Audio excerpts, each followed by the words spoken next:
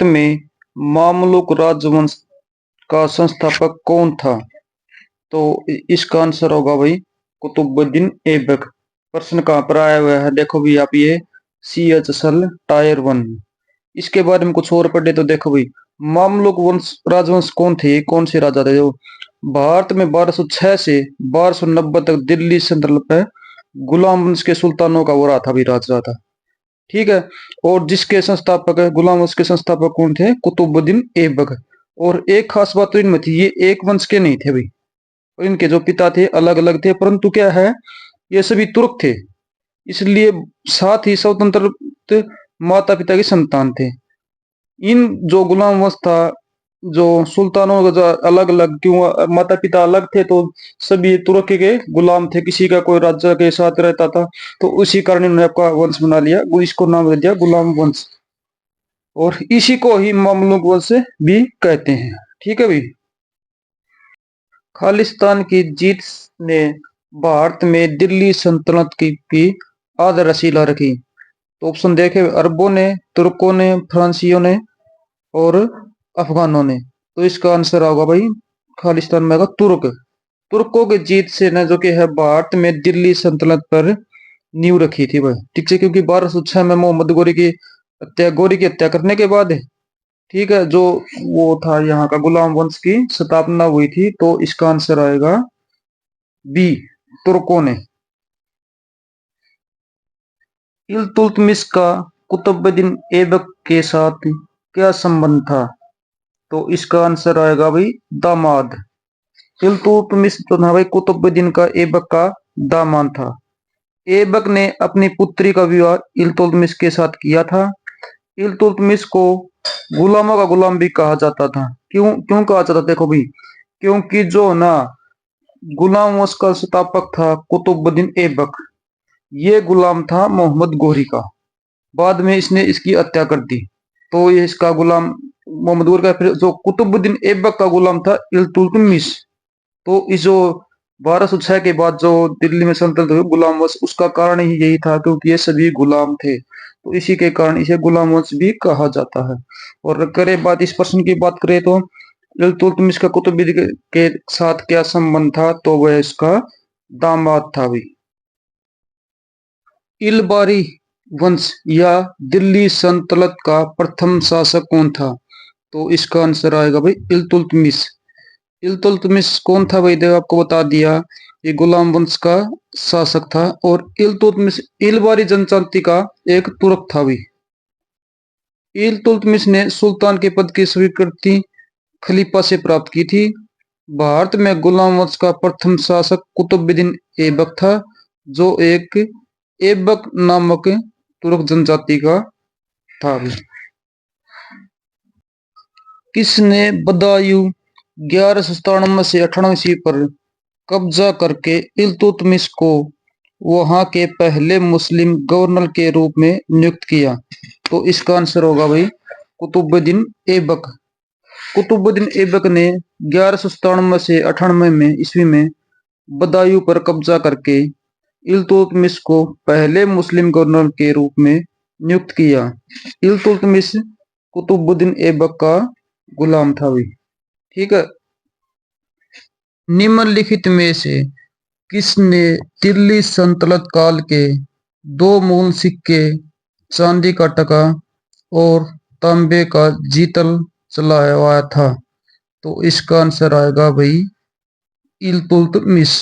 C answer होगा, जो के था दिल्ली सल्तनत कालीन दो प्रमुख मुद्राएं थी भाई, जीतल एवं टका। तो जीतल होता था वो होता तांबे का, और टका होता था चांदी का। ठीक है। इल्तुतमिश पहला तुर्क शासक था जिसने भारत में शुद्ध अरबी सिक्के चलाए। मुद्रा प्रणाली में उसका योगदान दिल्ली सल्तनत के शासकों में सर्वाधिक है, क्योंकि उसी ने दो प्रमुख सिक्के अर्थात चांदी का टका और तांबे का जीतल चलवाया था। जिया को दिल्ली सल्तनत के सिंहासन से किस वर्ष हटाया गया था? तो इसका आंसर होगा ए, 1240 ईस्वी में। दिल्ली सल्तनत की पहली और अंतिम महिला शासिका रजिया सुल्तान थी भाई। ठीक है। उसने क्या किया, उसकी दृष्टि से उसने भारत में पहली बार स्त्री के संबंध में इस्लाम की परंपराओं का उल्लंघन किया और राजनीतिक दृष्टि से उसने राज्य की शक्ति को सरदारों अथवा सूबेदारों में विभाजित करने के स्थान पर सुल्तान के हाथों में केंद्रित पर बल दिया, इसलिए जो है उसको हटा दिया गया। सुल्तान तजिया के पिता कौन थे? तो इसका आंसर होगा भाई इल्तुतमिश, ऑप्शन ए। जो भारत में जो प्रथम मुस्लिम महिला शासक थी वो थी रजिया सुल्तान। कब से कब तक शासन किया था भाई इसने? 1236 से 1240 तक। और इसका पूछ रखा है इसके पिता का नाम, पिता का नाम होगा इल्तुतमिश। भारत की प्रथम महिला मुस्लिम शासक कौन थी? तो इसका आंसर होगा भाई ए, रजिया सुल्तान। ठीक है भाई, किसकी पुत्री थी ये? इल्तुतमिश की। और कब से कब तक शासन किया था इसने? 1236 से लेकर 1240 तक इसने शासन किया था। दिल्ली सल्तनत काल के दौरान नौरेज मनाने की प्रथा किसने आरंभ की थी? तो इसका आंसर आएगा भाई डी, गयासुद्दीन बलबन। जो दिल्ली सल्तनत काल के दौरान भाई जो प्रतिवर्ष नौरेज उत्सव मनाने की प्रथा की शुरुआत गयासुद्दीन बलबन ने की थी। नौरेज एक भाई फारसी उत्सव है, जैसे भी कुछ त्योहार होता होगा इनका फारसियों का, वो है नौरेज। बलबन अपने आप को ईरान के अब्रासियाब वंश के संबंधित करता था। ठीक है भाई, किसने शुरुआत की थी नौरेज की? गयासुद्दीन बलबन ने। बलबन ने निम्नलिखित में से दिल्ली के किस सुल्तान के नायब के रूप में कार्य किया? तो इसका आंसर आएगा भाई नयासुद्दीन मोहम्मद।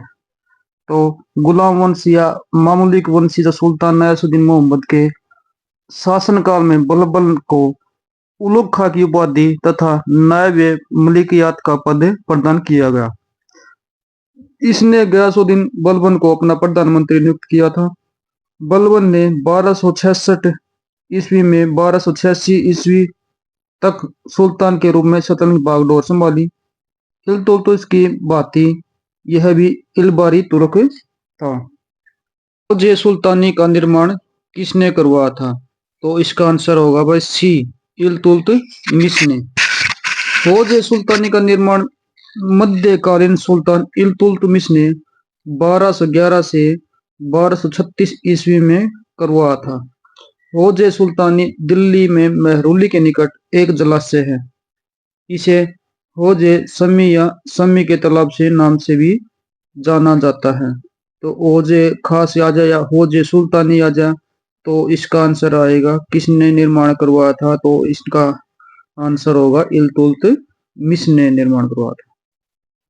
निम्नलिखित में से किसने दिल्ली के सुल्तान बलबन के विरुद्ध विद्रोह किया और स्वयं को 1279 में बंगाल का स्वतंत्र शासक घोषित किया? तो इसका आंसर आएगा तुगरिल बेग। ठीक है भाई, जो 1279 है ईस्वी में गवर्नर के बंगाल के सूबेदार तुर्गिल बेग ने गयासुद्दीन बलबन के विरुद्ध विद्रोह कर दिया। उसने सुल्तान की उपाधि धारण की तथा अपने नाम का खुतबा पढ़वाया। इस विद्रोह को दबाने के लिए बलबन ने सोम सेना की कमान अपने हाथ में ली तथा विद्रोहियों को मृत्यु दंड दिया। बलबन ने अपने पुत्र बुर्गा खां को बंगाल का जो गवर्नर नियुक्त किया था। गियासुद्दीन बलबन ने खालिस्तान शिष्टाचार के एक भाग के रूप में राजा को अभिवादन के सामान्य रूपों के रूप में सिजदा और पायबोस के रीति रिवाजों की शुरुआत की। तो इसका आंसर होगा भाई सी, अदालत। गियासुद्दीन बलबन ने अपनी अदालत दरबार में शिष्टाचार के एक भाग के रूप में सुल्तान के अभिवादन के लिए सिजदा भूमि पर लेटकर अभिवादन करना और पायबोस पैबोस सुल्तान के चरणों को चूमना प्रथा की शुरुआत की थी। दिल्ली के निम्नलिखित सुल्तानों में से किस सुल्तान ने सिजदा और पैबोस की शुरुआत की थी? तो इसका आंसर आएगा गयासुद्दीन बलबन। और ये क्या क्या होता है भाई सिजदा और पैबोस? तो सिजदा तो होता है देखो भूमि पर लेटकर अभिवादन करना, और पैबोस होता है सुल्तान के चरणों को छूना भी। कुतुब मीनार का खालिस्तान आर्किटेक्ट का एक उदाहरण है? तो इसका आंसर आएगा भाई इंडो इस्लामिक। कुतुब मीनार जो इंडो इस्लामिक वास्तुकला का एक उदाहरण है भाई। कुतुब मीनार के निर्माण का प्रारंभ कुतुबुद्दीन ऐबक ने शुरू किया था, जिसको इल्तुतमिश ने पूरा करवाया। फिरोज शाह तुगलक के शासनकाल में इसी चौथी मंजिल को काफी हानि पहुंची थी, जिस पर फिरोज शाह तुगलक ने चौथी मंजिल के पुनर्निर्माण के साथ साथ पांचवी मंजिल का भी निर्माण करवाया था। निम्नलिखित में से किस शहर में कुव्वत उल इस्लाम मस्जिद स्थित है? तो इसका आंसर आएगा दिल्ली। कुव्वत उल इस्लाम मस्जिद दिल्ली में स्थित है भाई। इस मस्जिद का निर्माण मामलुक वंश के संस्थापक कुतुबुद्दीन ऐबक द्वारा करवाया गया था। कुतुबुद्दीन ऐबक को लाख बख्श लाखों का दान देने वाला की उपमा दी जाती है।